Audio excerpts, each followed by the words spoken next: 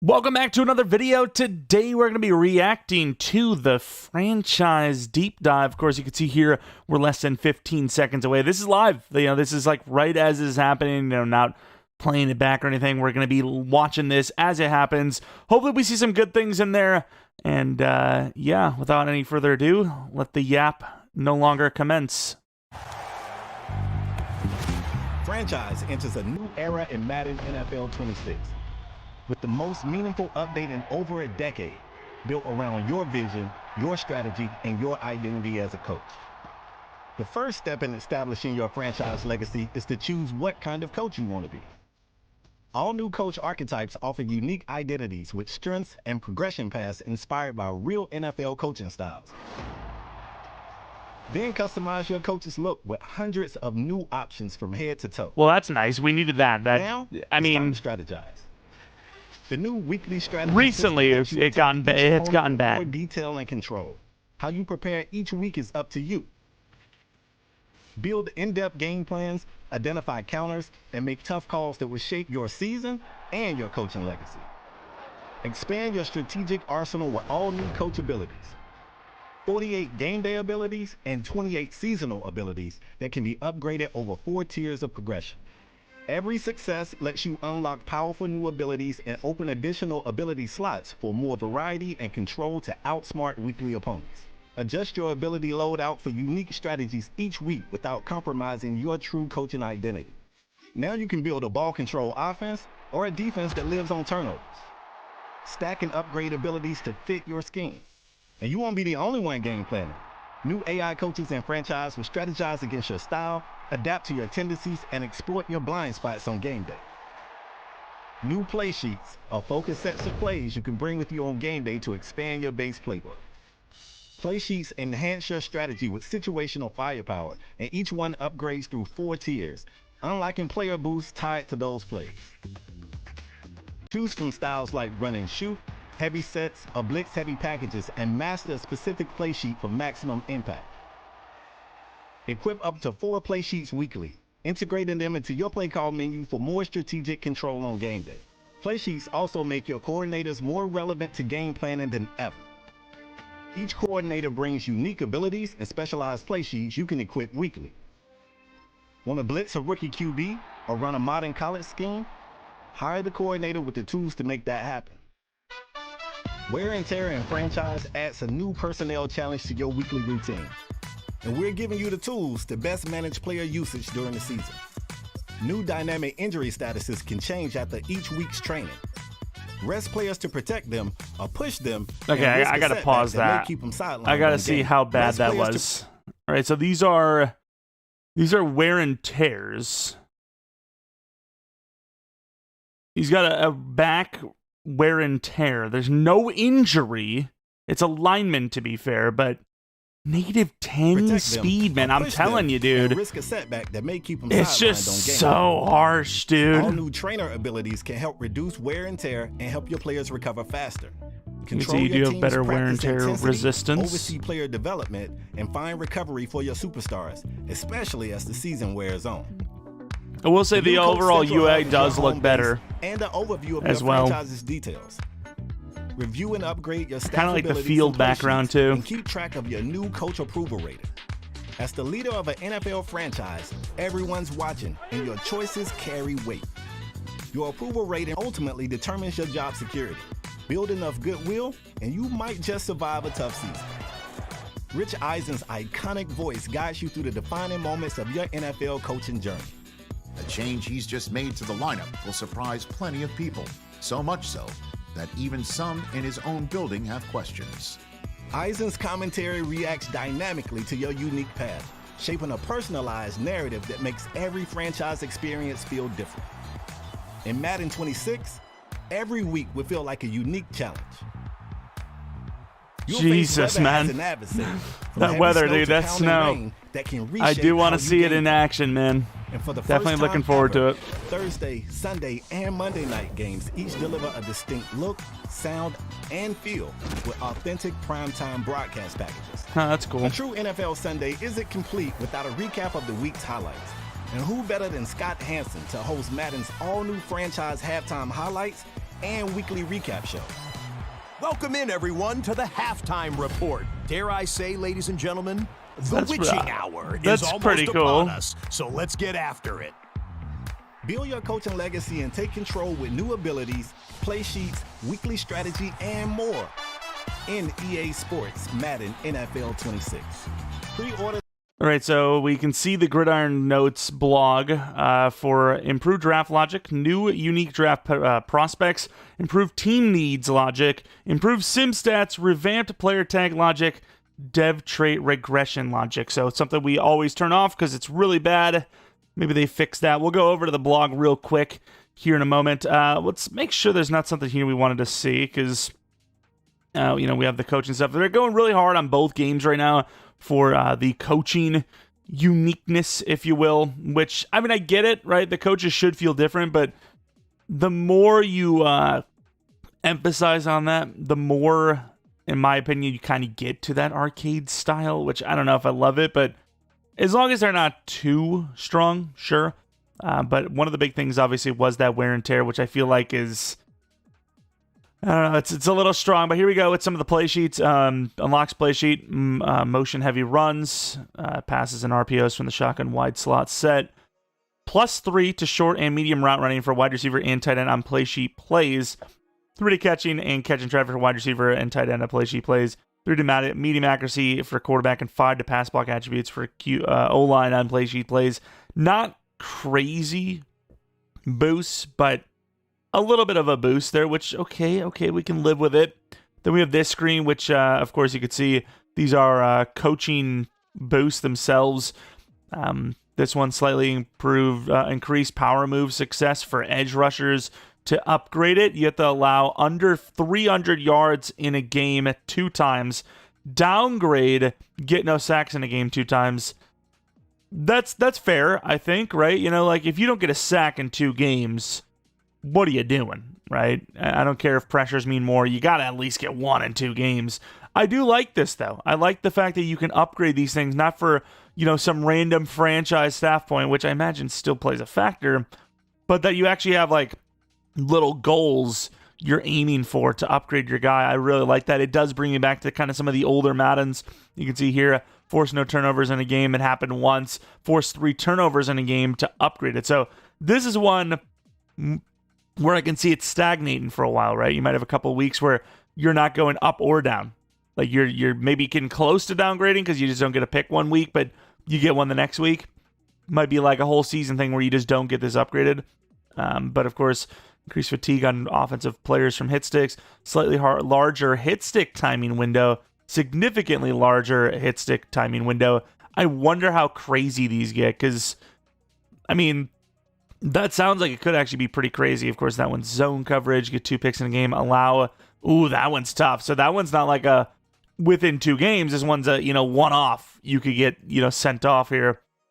D-line trading XP by 5%. So these ones are just like you can use the staff. There's no upgrading to it. You just, no challenge to upgrade it. You just upgrade it, as is. But, okay. I do like that there's, dynamic score bugs as well. That actually does add to the experience more than you would think it would. And obviously the halftime show does as well. Increased chance of broken tackles on short passes. Bunch of different broken tackle ones.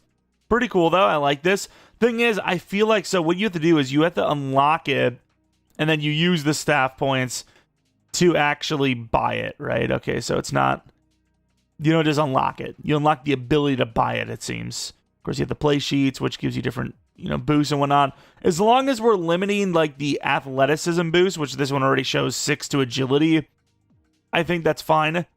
But, yeah, we got to chill with the athleticism boost. Those can get a little heavy-handed at times, but okay. I mean, there's definitely some things missing, and I'll probably have a video on Saturday, talking about a wish list or things I would love to see added, but there might be more in that blog post.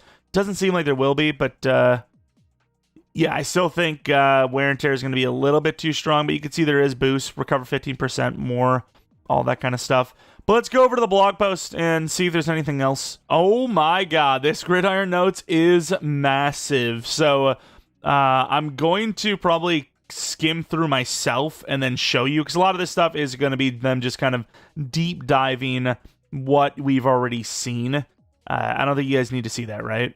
Meta game, yeah, there's going to be a lot involved with this this coaching stuff apparently, but you can see there's like a bunch of different styles. So coach with ability, Andy Reid, Sean McVay, Zach Taylor, and Mike McDaniel have this kind of a little bit more for the CFB, where the same ability has different things added onto it, but of course you can see increased pass accuracy, and then all the way to tier 4, quarterbacks are immune to pressure effects, which, I mean, in fairness, in Madden, the really good quarterbacks already have that, so having a coach that can kind of get you there, although I don't even know if this is, it is coaching ability. I was about to say, is that a player ability? But of course you have increased pressure effects. Obviously we'll have to see how strong these are. It doesn't really matter what it says, as long as I'm just hoping it's not too strong. Of course, if you're playing an offline franchise, I imagine you could turn all this off. I at least hope, right? You would assume. But build the perfect game plan. So you have different strategies, which, for the staff and play sheet, loadouts, you can use any ability from your head coach, offensive or defensive coordinators. So you working as a team. So the strategy allows you to, of course, maximize what is mattered, most important to you, quarterback accuracy, avoiding pressure, getting pressure, that kind of stuff. Of course, you can see this wear and tear stuff. If we're going full realism mode / we're playing the game how it is, I'm going max wear and tear defense. Like, I want to make sure my guys aren't getting hit, because some of those are crazy. I mean, those weren't even injuries, and their wear and tear was like -10. That's kind of insane. But coordinators finally matter. Well, ironically enough, if you find the good coordinators in Madden, they actually did matter. Not in the traditional sense, like real life, but you can get some guys as a +2 to speed, +2 to, trucking, juke move, that kind of stuff, which does matter, right? But we'll look at this real quick. I'm going to skim so you guys don't have to hear it, I think. So this is just telling you about, specific abilities on each side of the ball, so you want to pay attention to those coordinators. We looked at this one already, but you have the play sheets, which give you a chance to get boosts. But you can see, think of play sheets as mini playbooks you can bring into a game to expand your base offensive or defensive playbooks. From the emergence of the Wildcat in 2008 to Andy Reid breaking out Rose Bowl rights parade in Super Bowl 54. For years, we've seen NFL coaches bring unique concepts to game day. That was a huge inspiration behind this feature. So basically, you get extra plays, I suppose, but you can see a West Coast play sheet. You get different boosts based on what tier they are, which, some of these are pretty crazy. +5 short accuracy for all quarterbacks when running play sheet plays. So what determines this? Do you choose them, or is it just like there's specific plays from that play sheet that, like, okay, you get that boost? Because I'd say a lot of people are going to run those because it's going to give you that boost that, the other plays aren't going to do. But yeah, long story short, a lot of boosts based on play sheets and, what your specific coordinator is bringing. So you do have a play sheet loadout as well you can configure. It says play sheet loadout includes 4 slots, and the number of available slots depends on your coach level. The play sheets you equipped here will carry into the game in week. Work alongside your base offensive and defensive playbooks. Fair enough. During the game, your play sheet formations and plays will be smoothly integrated into the play calling menu. You'll see a dedicated play sheets tab. I mean, I do like the overhaul of the UI. It actually does look kind of like, modern, and it looks different to a previous year. And it's not just the grass background. Everything looks a little bit better. It looks a little bit cleaner, a little sharper. But we also have managing your staff with abilities. Now extending to your coordinator and trainer. Managing your staff has never been more important. You get a full view of each staff member, what they bring to the table, track their goals to level them up, or view their abilities, see how they can impact your team on game day. But you also have this. So you can also spend staff points, unlock abilities earlier. So is it unlockable purely, or do you unlock the ability to buy them? I'm not even 100% sure, but it is what it is. We'll find out when we get there. Of course, you can get ahead to the coaching carousel to find someone who does fit your vision. But sure, to help those guidelines, a new metric called job security has been added for all coordinators. Hopefully that doesn't bug out, kind of like the dev regression where, there's certain thresholds it needs to hit. Obviously, there's percentages, so seems like we're going to have even more text prompt cutscenes, boys. But of course, you can see the Coach Central and approval rating with so much new content for staff and needed new home. Coach Central is the hub for your entire coaching team and their abilities, play sheets, and progression. But yeah, of course, you have job security. Strong relationships are essential. Your approval rating affects how well you manage key groups, the GM, coaching staff, players, fans, and the media. Each week, their opinions shift based on how your team performs. If you're winning, your winning goes up. If things go poorly, expected to drop. This system gives you a real-time view of where you stand as a head coach. But yeah, a lot of, too low, get fired, blah, blah, blah. You can also use staff points to upgrade or skip upgrade goals. Keep in mind, mastery goals can't be bypassed. Those still require. So there's a mastery one, which seems, I don't know if that's tier 4 of what it was showing, but you can't bypass it with points. Imagine the points bypassing is going to cost you a lot. So in general, it's probably not going to be great. But yeah, you can't just straight up buy out the highest level. You do need to unlock them, which I like. Problem is, obviously, you work so hard to get that upgrade, and then somebody poaches them. But it is what it is. That's how the NFL works, so fair enough. Of course, you have this where it shows you what you need to upgrade those abilities, like those challenges we've seen, don't have a sack in 2 weeks, and it drops down.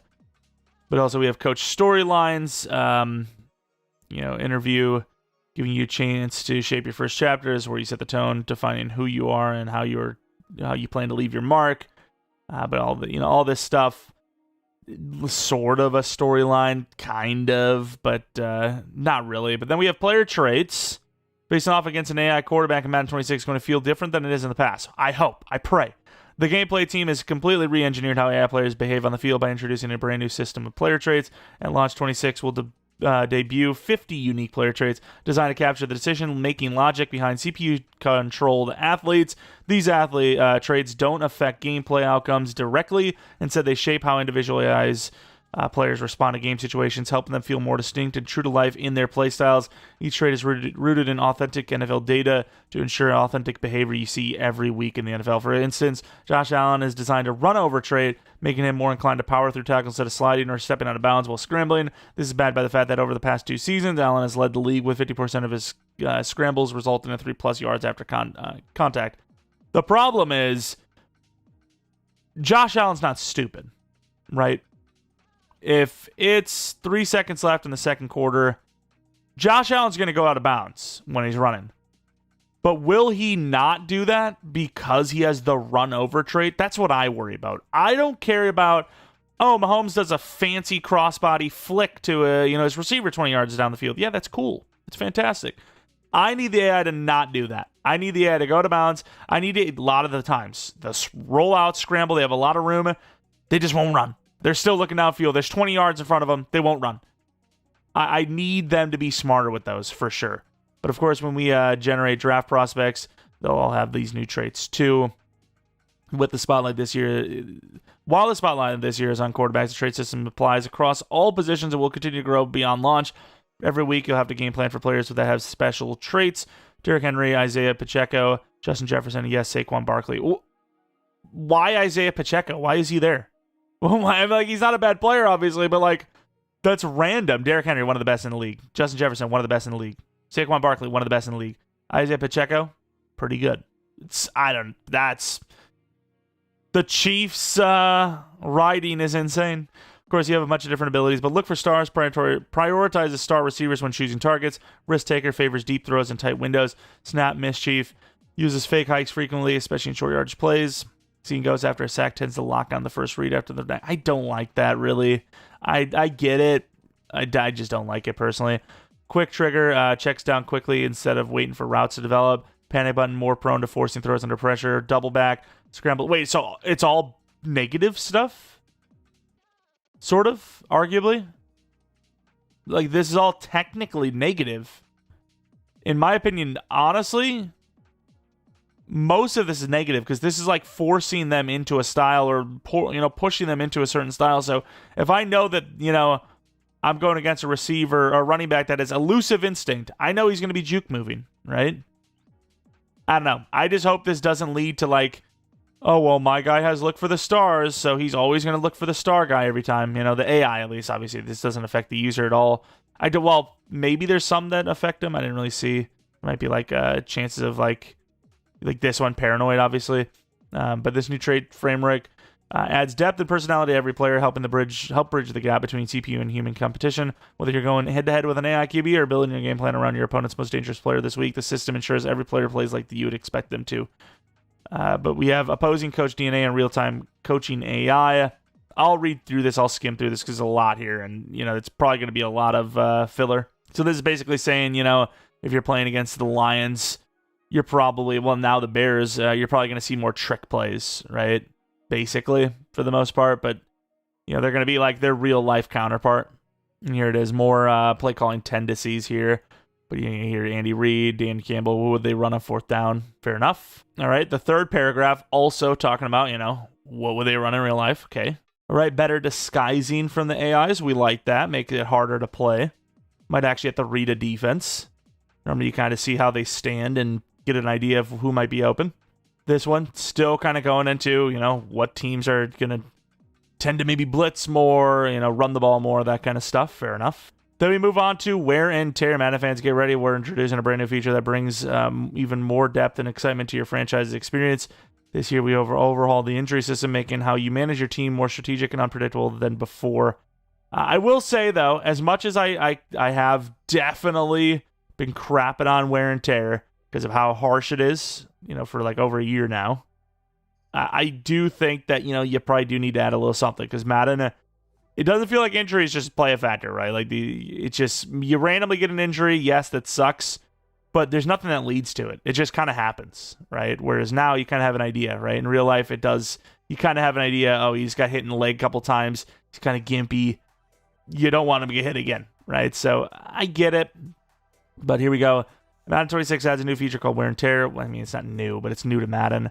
A system that tracks every hit a player takes in a game and accumulates those impacts across the season. It's designed to reflect real-life player health, forcing you to manage workloads realistically. Relying too heavily on a few players, like giving Henry 40 carries or running Lamar Jackson 30 times, will carry consequences. Inspired by ideas from the college football team, Wear and Tear launches with dynamic subs, letting you make on-the-fly substitutions during pre-play and full slider customization for franchise mode. That also does bring up a good point of, like, you don't really run the backup running back much, so I get it. But at the same time, Derrick Henry for 40 carries, that's Derrick Henry. Like some of these guys do tote the rock super hard. Because I run Derrick Henry 40 carries, should he have a really good chance of getting hurt next week? The guy's just been a workhorse his entire career. I don't know. But what else do we have? After each game, players recover some health, but not always fully, especially if they've accumulated a lot of wear and tear last week's game early in the season. This might not be noticeable, but as the season goes on, wear and tear builds up, making player management more important if you want a healthy squad for the playoffs. Don't expect to win back-to-back Super Bowls with Saquon Barkley at 60% health. Spread the touches during the season to keep stars fresh and help backups develop. How nuanced is that going to be? How good is it going to be? Like, if I run 20 times of Saquon Barkley, is he always going to have bad wear and tear? That's what that's what we're going to have to test out, I suppose. In the past, injuries also came with a fixed number of weeks for recovery. That's gone. Now, when a player gets injured, you'll see a range of weeks instead of a set duration. This change adds suspense and forces you to make thoughtful decisions as the season unfolds. I do like that, right? When your player's coming back. That doesn't happen in real life. You get players that turf toe, they're back a week. Turf toe, they're out 2 months, But of course, longer injuries will show broader recovery windows at first, but as time passes, that range becomes more precise. This mirrors how real-life recovery works and adds another layer of realism to your franchise experience. Of course, dynamic injury status. So there's a saying that it could have a special status, so a condition might improve or get worse. This builds on the existing weekly strategy and training system, adding a new layer of unpredictability to player availability. And they also have more realistic kind of injury situation. Wear and tear directly affects how our new weekly player status is out, doubtful, or questionable. Before simulating trading for the week, you'll see players' current status. Players who are questionable or doubtful have a chance of being ruled out after training if you don't let them rest. Cool, I like that. Something you see a lot in the real NFL. Now you can rest players individually instead of only adjusting training by position groups. This allows more strategic decisions, whether to set a star out or keep them in pads. Fair enough. Trainer roles and abilities. You have abilities for trainers, which you've already had in previous Maddens. This one is going to be a little more important, though, because it seems like it's going to have a bigger impact on the player health with wear and tear and whatnot. You also have a new level of realism. Okay, so they're just kind of talking about this.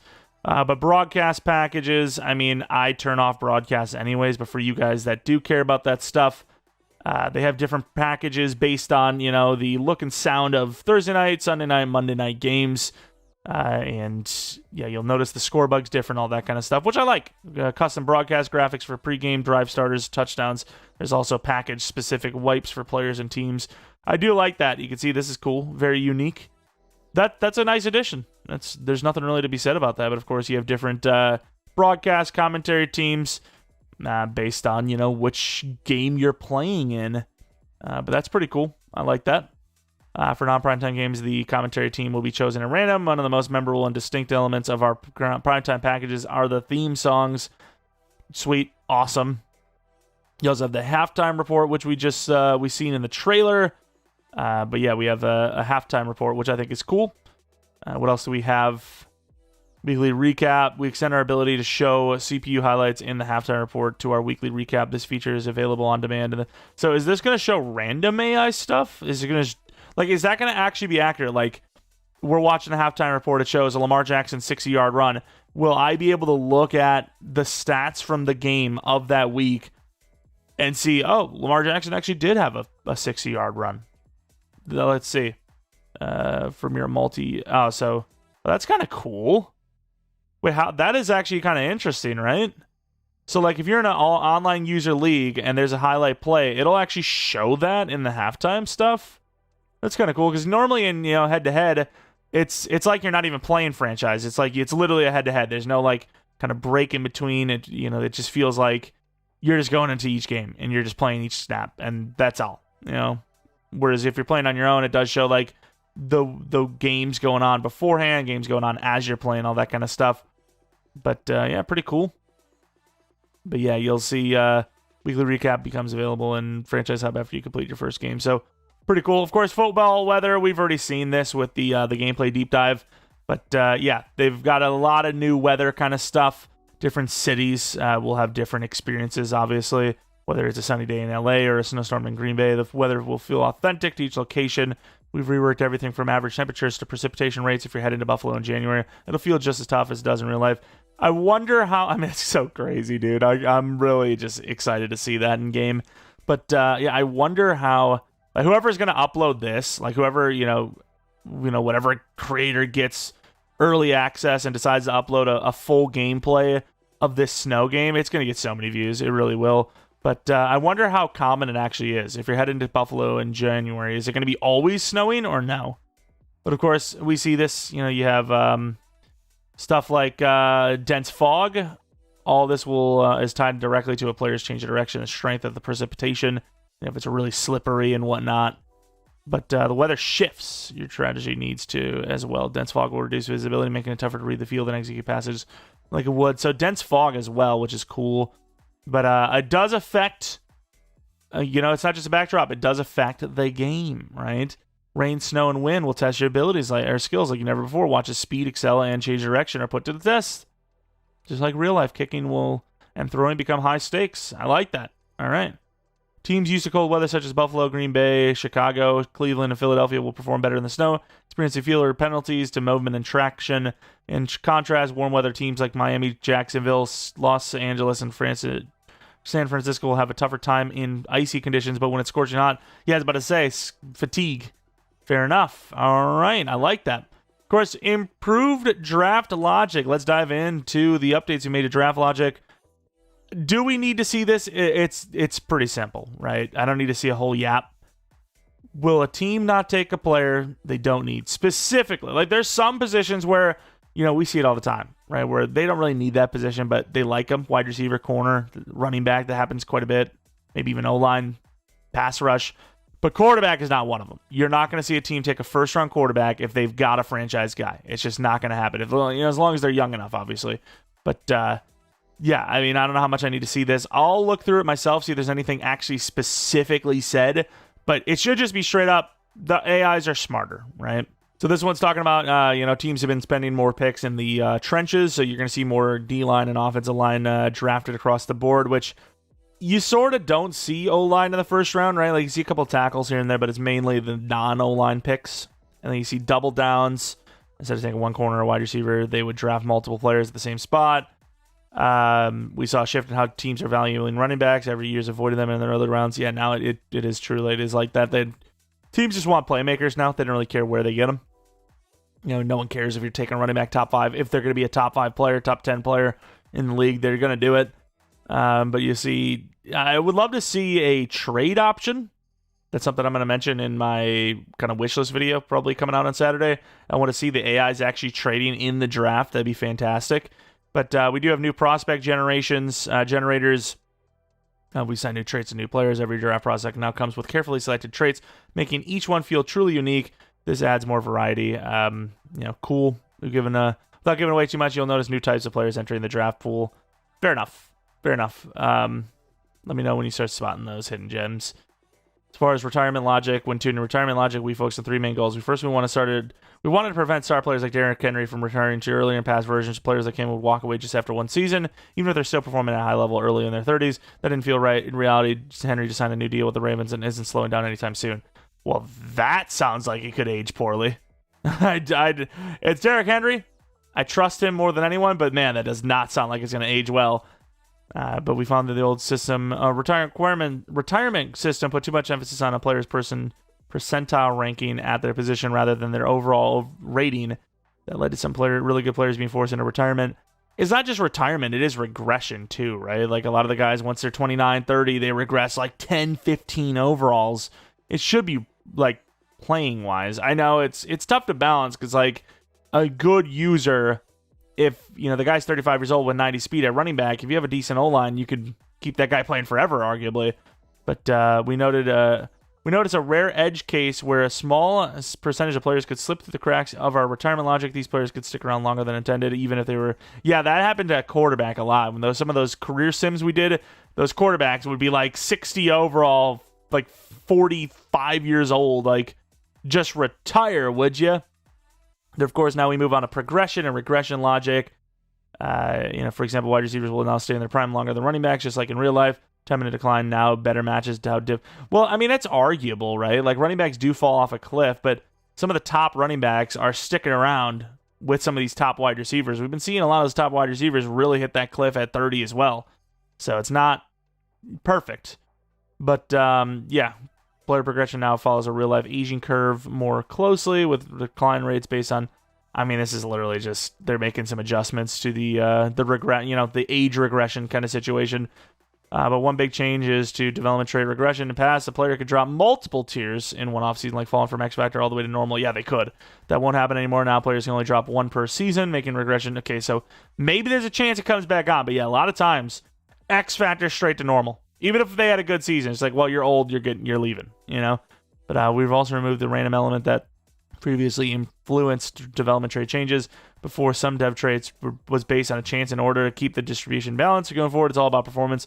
Players' performance trait will now be determined by how they play statistically to others at their position. So if you're regressing, it's because you're outside the top 10, outside the top 15, outside the 20, it seems. But who makes that decision? Is it going to be just based purely on yards per carry, yards per catch, completion percentage, passer rating? I would love to know.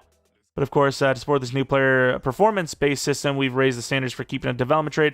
Players must hit higher statistical benchmarks within their positional group to maintain their current tier. This rewards consistent on-field success and helps prevent traits from sticking without merit. So what happens if I get an injury? So if I lose a player for 5 weeks, are they basically guaranteed to drop dev? Because that's not how it works in real life. That's not how EA works with their own player traits. They've mentioned it many times back in the Tyler Eifert days that it's not about how injury prone they are, it's about how they play on the field. So that could be a problem. But also progression buckets, making player archetypes feel more distinct. When you spend skill points, the attribute boost will now better match your chosen archetype. For example, upgrading to scramble quarterback will actually boost different stats from a field general. This will strengthen. Well, I mean, just make sure they're not OP, right? Playmaker was OP. Hybrid for safety is pretty OP. Field general for a linebacker is pretty OP.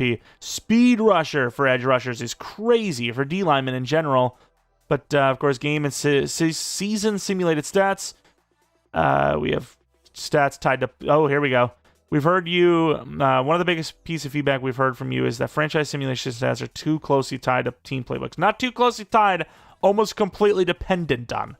But we've always focused on making the simulation stats reflect real-life NFL seasons, and that includes addressing your feedback within our system. This year, we have reduced the overall impact of playbooks within the sim engine. We are confident that sim stats for Madden 26 will be better than ever before. We said it earlier, but our team is full of long-time franchise mode fans. We understand how, yep, that's cool. Hopefully that's true. And of course, you have stuff where hopefully the stats are a little more realistic. You have guys actually playing like an average player / team would, not just, oh, well, they're the Eagles. They have to run the ball all the time, which I get. They do kind of run the ball mainly, but it should also be stats-based as well. So they actually have it where like the AI is going to choose who the receiver is playing against as well, not just like, oh, well, it's Travis Kelce. I'm going to force it to Travis Kelce, even though a lot of times that's the way it feels like. But it'd be interesting to see if that actually does play that way, how that would work. But you can also see, because of the playbook, the Chiefs always favor the tight end and pass plays, even after Travis Kelce's retired in your franchise.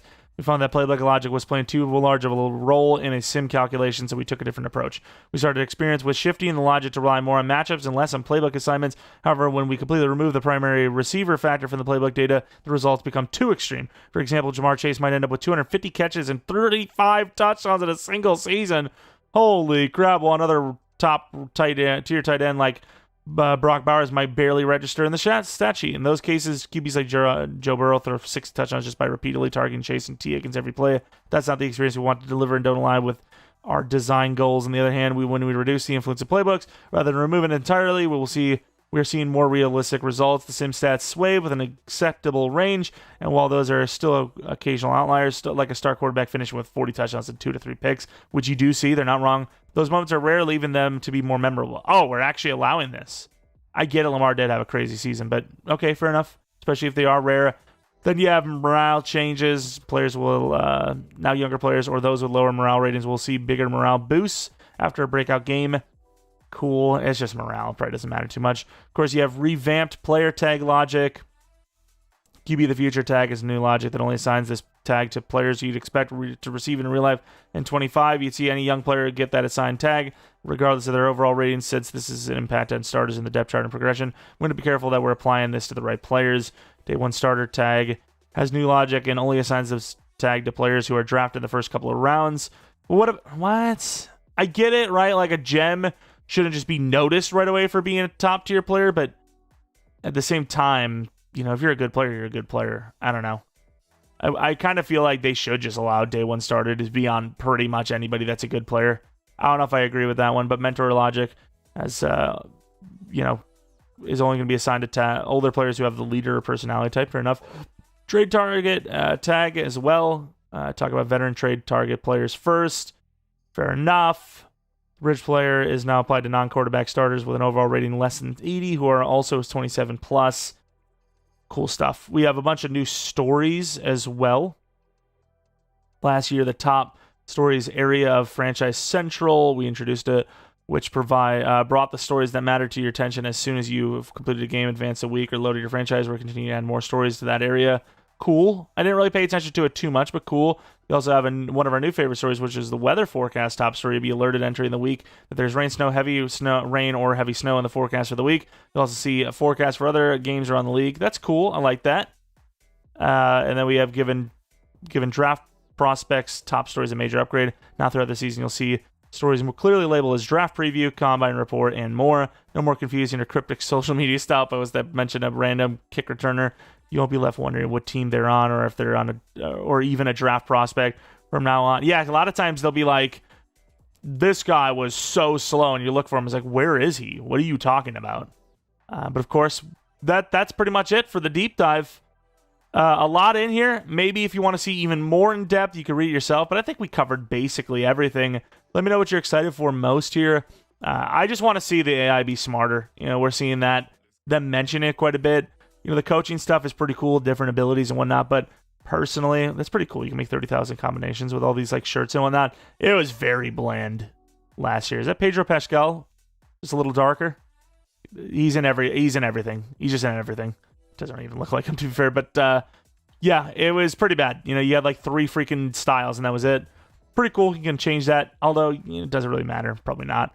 But yeah, let me know what you guys are excited for most. I think I'm worried a little bit about some of the attribute boosts and drainings, like the wear and tear system.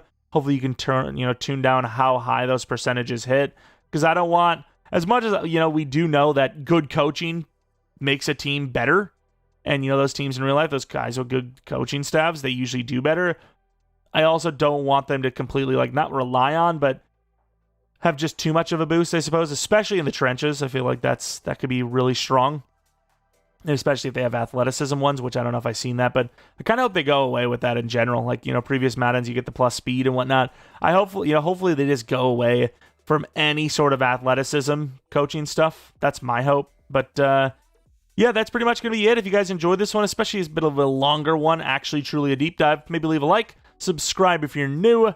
Follow me on Twitter, Jeromepkr, second channel PK Plays. And then, of course, we'll have a Chupacabra's off-season video a little later today.